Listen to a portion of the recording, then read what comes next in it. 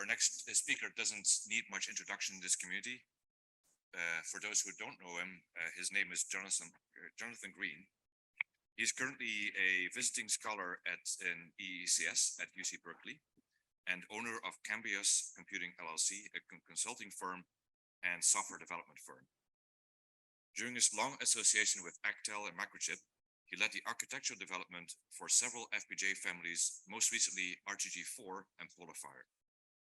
He also led the software team at Cambios, a successful drug discovery startup. He holds a PhD in E from Stanford and a BS in biology from Brown University. Jonathan? Thanks, Raymond.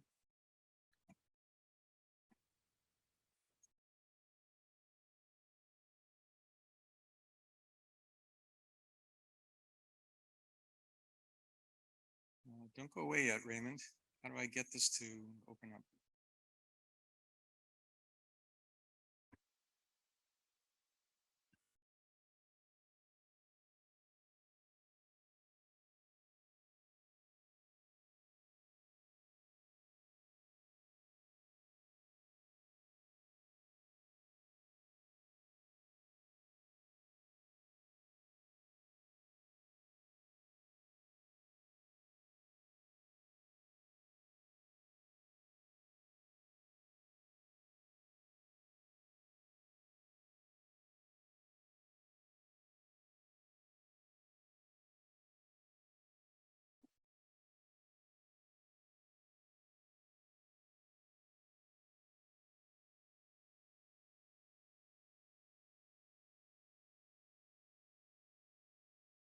Airplane.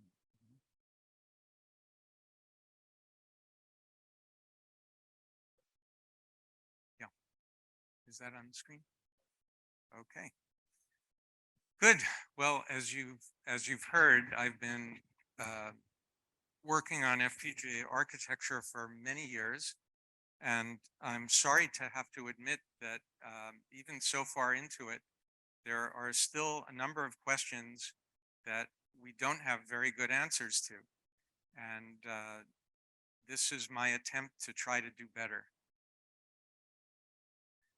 Can we rapidly evaluate the routability of an architecture? And can we better understand what makes an architecture routable? So there's obviously been some important prior work, notably on optimizers. The work by Lin in 2010, Torch, was mentioned. That uses simulated annealing to optimize a routing architecture. There's a follow-on to that that came out last year using Bayesian networks. And I think we heard even in the first talk in this session an interesting new approach from EPFL using a new way of and clever way of optimizing. But all of these things, all of these optimizing approaches share one downside, which is that you have to spend the time to route a large suite of interestingly difficult benchmarks, and that can take a considerable amount of time. Furthermore, you may not have every benchmark you need. Any finite set of benchmark will have some gaps that can lead to bad decisions. There's been, as a result, effort to try to more quickly compute something about routability and so on. Some interesting work from Das and Wilton, but that didn't take into account the detailed routing graph and was somewhat difficult to generalize to architectures other than the one they considered. The one closest in spirit to what I'll talk about today is Wotan by Oleg Patelin and Von Betz. Again, it used the two-phase approach where they estimate the usage of muxes in phase one and then something about a metric for routability in phase two based on those usage estimates. However, they cut a number of corners to make this work very quickly, and unfortunately, that corner cutting leads to some significant inaccuracies. So the first thing I'll be talking about today is my effort to try to solve those problems with Wotan. Skip this slide. Okay, so here are some of the techniques very quickly summarized in one slide that I've cobbled together in an effort to accurately estimate mux usage. The first thing I observed is that For normal FPGA routing, it's an integral problem and therefore NP complete. A route can either go one way or another way. But if you're estimating usage, it's just fine to have a fractional route. And that's a much easier problem, equivalent to linear programming. Another fact we can leverage is that tiled FPGAs at least are regular and can represent them in a periodic graph, which brings some computational simplifications. With those two things, I can repose the problem as something I call homogeneous routing. We also need a fast algorithm to decompose multi-fanout nets in a delay-sensitive way. This was a key limitation of Wotan, not being able to do this. And finally, we have to balance the mux usage so that there aren't overused muxes. And there's an approximate multi-commodity flow algorithm that was developed about 10 years ago that was just perfect for this application. So putting all this together, can we get accurate usage estimates? And the answer, I'm glad to say, is yes. And this is not just for VTR architectures, but here are some results based on two commercial FPGAs that Microchip was kind enough to supply me details for. And you can see that there's a pretty decent correlation between the mux usage that this program predicts based on the architecture and the actual mux usage that happens if you run the benchmarks through the flow. So this was very good. Then at this point, you can take these usage estimates, if you like, and send them through phase 2 of Wotan, which would then return after a short amount of time a metric for the routability of the architecture. But it does leave some fundamental questions unanswered still.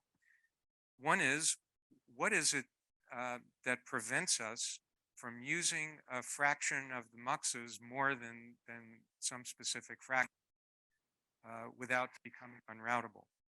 Another thing is, what governs what that fraction is? What is it about the architecture that controls that maximum utilization fraction? And finally, is there a simpler way to estimate routability than detailed net path counting and binary search that Wotan used?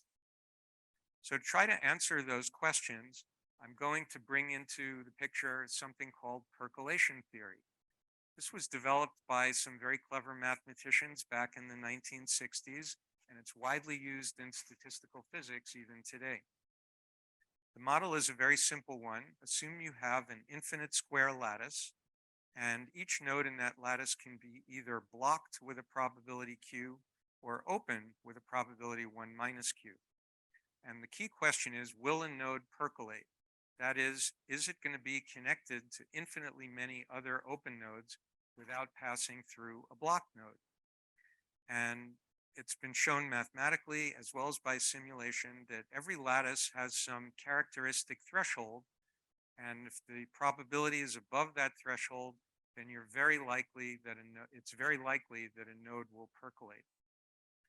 So the first question you might ask is, FPGAs, at least tiled FPGAs, are also a regular lattice. So do we see the same kind of behavior, this threshold phenomenon, in FPGAs? Whoop. And the answer is, as you might have guessed since I mentioned this, yes. This is true for VTR architectures. I'm showing here 4 different VTR architectures with different segment lengths and many different channel widths for each one. And that black line also shows one of the microsemi architectures. And I can also mention that I recently tried this for the UltraScale Plus architecture, and also that shows a similar kind of threshold behavior. So, knowing now that percolation theory seems to apply in some way, at least to FPGAs, can we leverage this? Can we get some insights into the behavior of FPGAs that we're interested in? So one question is, can we do something that Wotan tried to do? Can we predict the channel width that's necessary to make a certain architecture routable? at least for VTR architectures where you have a parameterizable width. And in fact, using the percolation threshold Q star and also the post-placement bounding box wire length estimate for a particular benchmark, we actually can do quite a reasonable job predicting the necessary channel width to route that benchmark in that architecture. And this is without any path counting, without any binary search, just determine the percolation coefficient or threshold, which can be done quite efficiently, and then plugging it into a simple formula. So one other application of percolation theory that I'll mention to FPGAs is the question of how likely is it that if there is some kind of blockage in my architecture, some kind of place in the routing network where I'm likely to get stuck, how likely is it that that's going to be near the source of the net or near the sink of the net that I'm trying to connect? And the answer is, based on theory anyway, the probability of a blockage falls off exponentially rapidly as you get further from the source or working backwards from the sink. And I tried this on some VTR FPGA architectures, and in fact, you do see very similar behavior that fits this theoretical line. So how can we use this fact? The idea here is that if I want to do a check for whether an architecture is routable based on the mux usage estimates that I've computed using my earlier work, I don't necessarily need to look at a large sample of nets the way Wotan did. It seems like it would suffice instead to just look at a neighborhood of the sinks and at a neighborhood of the sources, and provided it's unlikely that you'll encounter blockages nearby, you know that the connection can be made out to some radius where there are so many alternatives for continuing the path that it's highly likely you can proceed over to where you're going. So that concludes the talk. Obviously, in the interest of time, I skipped over many interesting details, and please feel free to catch me afterwards or at the poster session tomorrow so I can answer any questions you have. Thanks a lot.